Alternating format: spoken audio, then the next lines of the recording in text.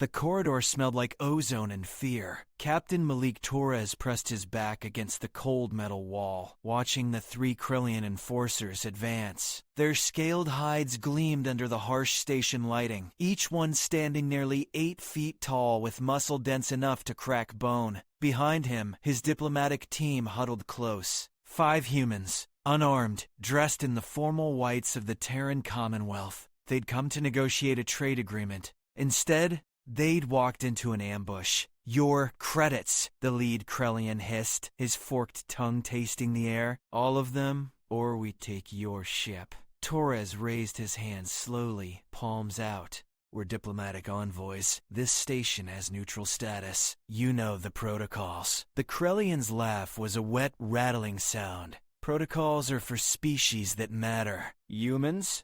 You're soft, weak. No claws, no venom, no armor." He stepped closer, his breath hot and rank. Just pink meat pretending to be important. One of Torres's team, a young woman named Lisa Grant, shifted behind him. Her hand trembled as she reached for her datapad. The nearest Krellian noticed, his head snapping toward her with predatory focus. "Don't," Torres said quietly. "Wise advice," the Krellian leader said. "Drop the pad. Drop everything.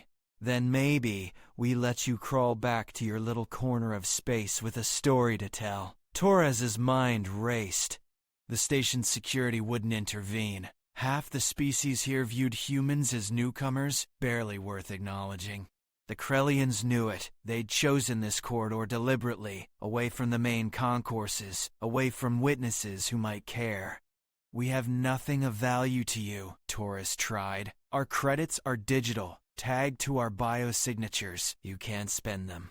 "Then we'll take the ship," the Krellian said. "Strip it, sell the parts. Your Commonwealth won't start a war over one diplomatic vessel." He bared rows of serrated teeth. "Will they?" The question hung in the recycled air. Torres felt the weight of it.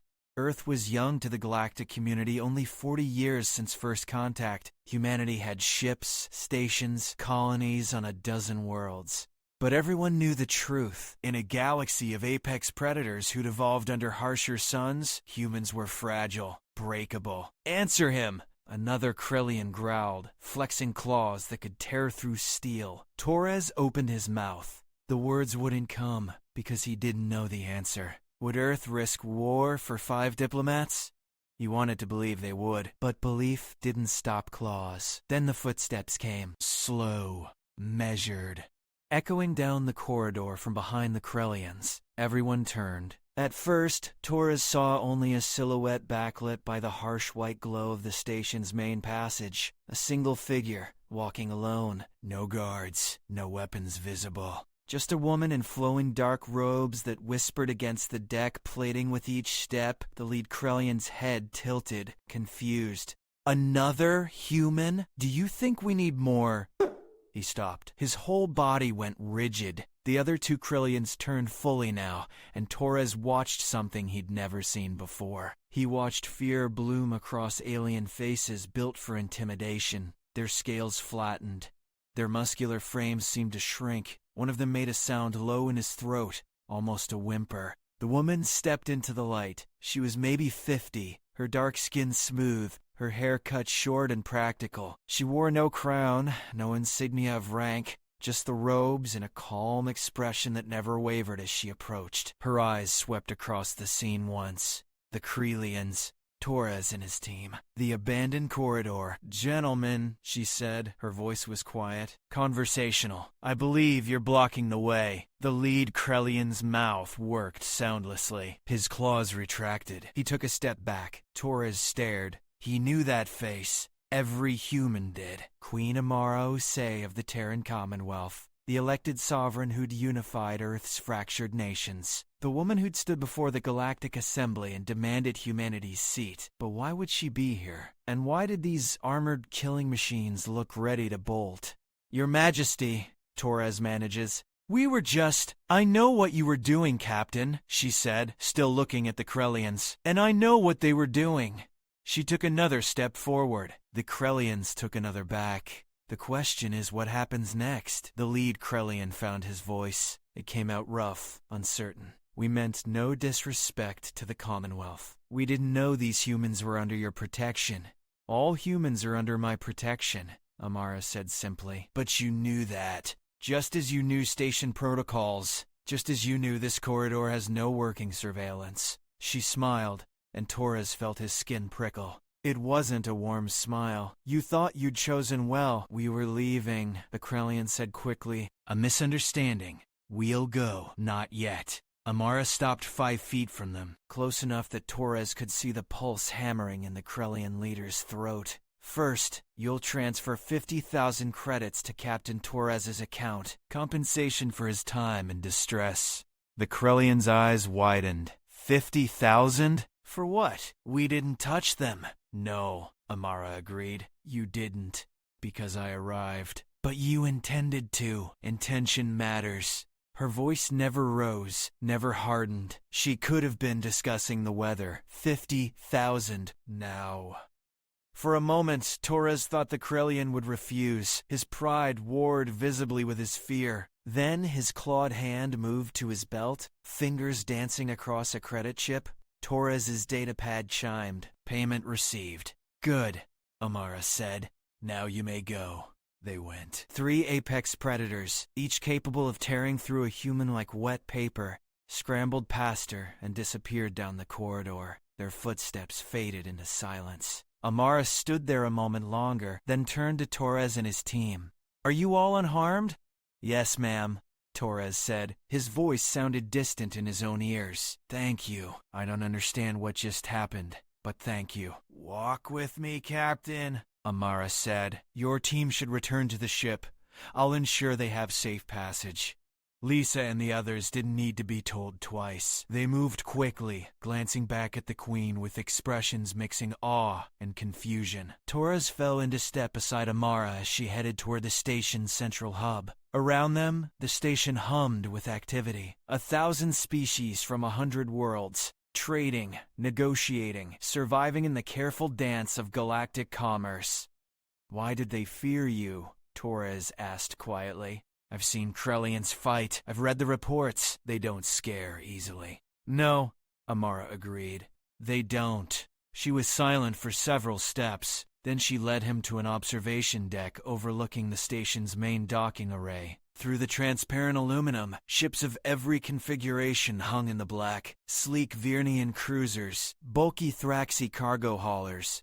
And there, near the far edge, a small human diplomatic vessel, the Endeavor.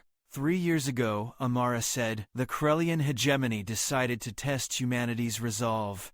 They believed we were weak, that our lack of natural weapons meant we'd submit to pressure. She gazed out at the stars. They sent a war fleet to our outer colonies. 12 ships. Enough firepower to glass a planet. Torres knew this story. Every human did. The Krellian incursion. It had nearly sparked the first major war of humanity's galactic tenure. They issued demands, Amara continued. Tribute, territory, access to our trade routes. I went to meet them, alone, against the advice of every military commander we had. She turned to look at him. Do you know what I did, Captain? You gave them a warning, Torres said. He'd read the official reports. You told them to withdraw. I gave them one chance, Amara corrected. I transmitted coordinates. A place in empty space, 3 light years from the nearest colony. I told them if they didn't withdraw immediately, they should go to those coordinates. Her eyes held his. The fleet commander laughed.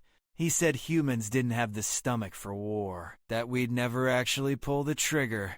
She paused. In the silence, Torres heard his own heartbeat.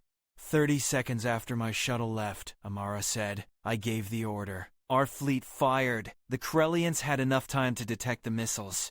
Enough time to realize what was coming, not enough time to escape. Her voice remained perfectly level. The flagship and 3 escorts were destroyed. Complete hull breaches. No survivors. The rest of the fleet jumped to hyperspace so fast they burned out their engines. Torres felt something cold settle in his chest. The reports said it was a warning shot, that we destroyed unmanned decoys. The reports say what they need to say, Amara replied. But the Krellians know the truth. 4 ships, 8,000 crew, gone in an instant. She looked back at the stars. I sent a message to their hegemony afterward. Very simple. I told them humanity doesn't make threats. We make promises, and we keep them. You started a war, Torres whispered. No. Amara's voice hardened slightly. I ended one before it could truly begin. The Krellians withdrew. They've never pressed us since. And word spread. She gestured to the station around them. Every species here knows now. Humans don't posture, we don't bluff. When we say we'll do something, we do it. No hesitation, no mercy for those who threaten us. Torres thought of the 3 Krellians in the corridor. Their terror. They thought you'd kill them, right there on the station. Perhaps, Amara said. Or perhaps they thought I'd do something worse. The galaxy has learned that humans are very good at finding pressure points.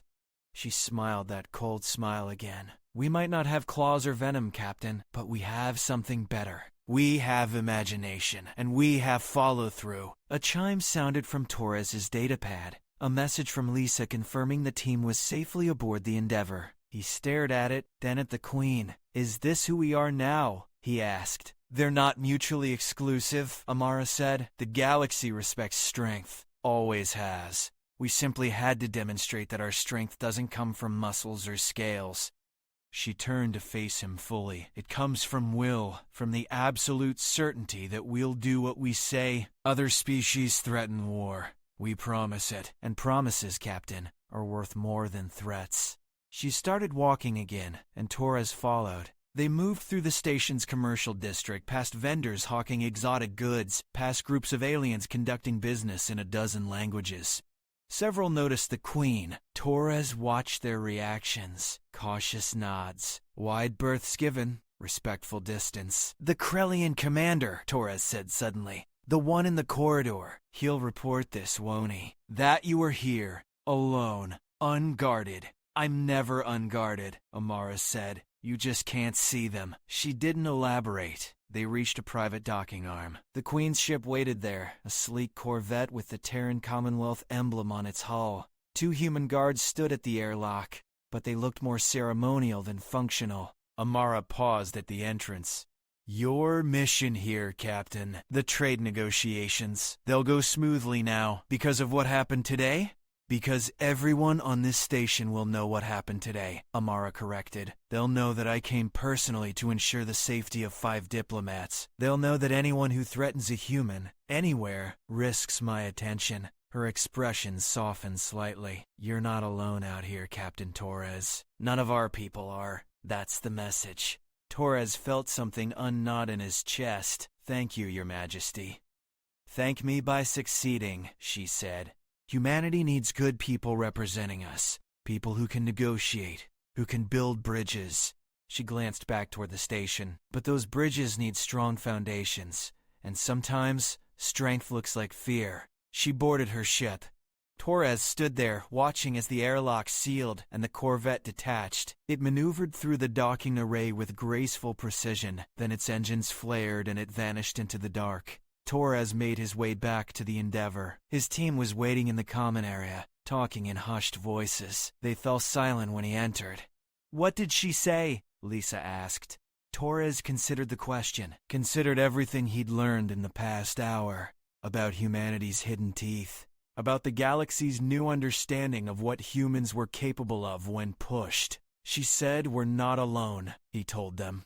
And that we don't make threats. The next morning, Torres attended his scheduled meeting with the Tharsis Trade Consortium. The alien representatives were cordial, almost eager. The terms they offered were generous, suspiciously generous. Torres negotiated anyway, securing even better conditions. But he knew the truth. Word had spread. The Queen had walked through Orbital Station 17. She'd confronted Krellian enforcers, and they'd fled.